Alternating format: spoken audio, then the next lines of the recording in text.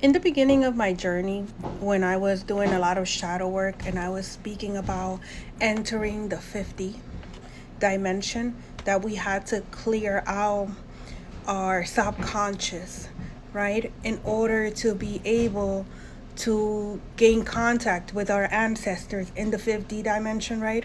And that a lot of the spiritual warfare that was being done was psychological, that they needed permission, they needed access, they needed you to be wounded in order for them to be able to attach these entities when it came to spiritual warfare, when it came to dark magic, when it came to witchcraft, right? In order for these tactics to work, one had to be wounded at a psychological level, right?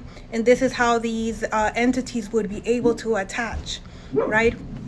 And so this was what I called psychological warfare. That was at the very beginning when I first started making these videos, right? And so the reason why I'm bringing it up is because today we're seeing that as my consciousness rises, right?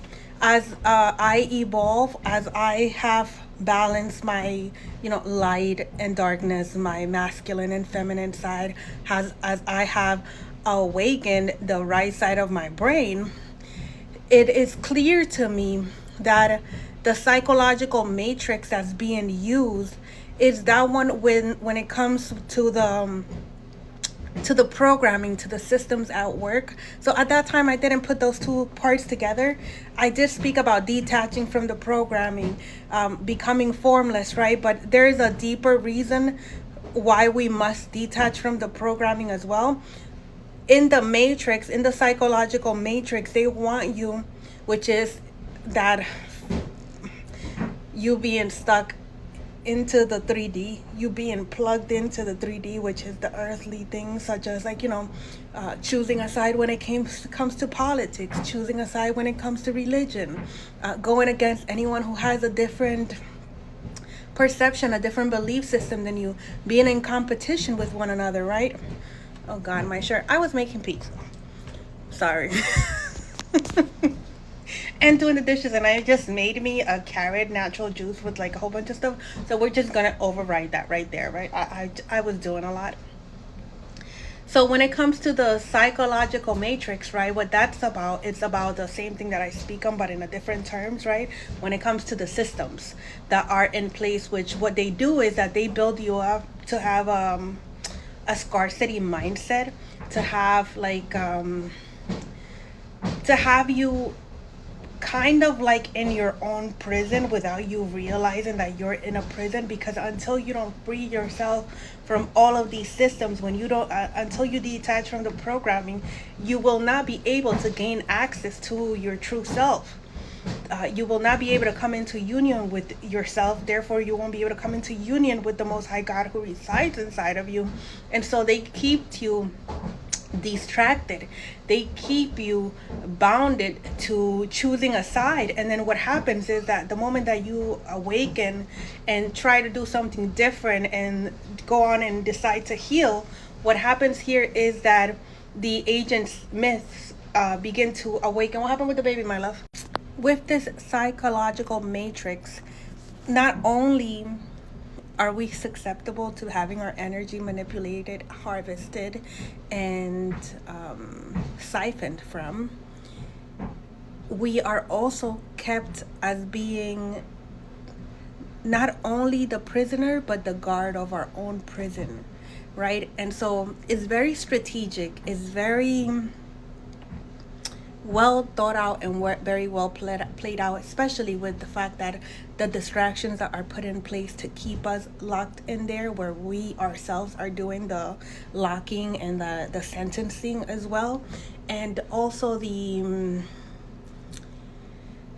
systems that have been put in place to make sure that we have been groomed to just be in that, and that anyone that has a different say, a different belief system is one viewed as crazy, first of all, and second of all, it's when activated, when the individual activates, all of these Agent Smith, just like in the movie The Matrix, awaken to come in and disturb this person, and not only antagonize them, not only gang stalk them, but to try to defeat them. Literally, like if it was a game, they try to like defeat you, to break you down to your core, so that you can give up into what it is that you believe. Because when we awaken to the truth, when it says the truth will set you free, it does.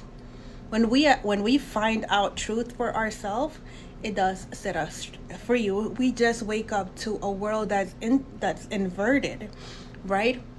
And so these people are, which usually are people closest to you, family members, lovers, children, co-workers, neighbors, every single person that should be on your side. These people, because they are low vibrational, and most of the time some of them are NPCs and they don't know that they're NPCs. Those are non-player characters.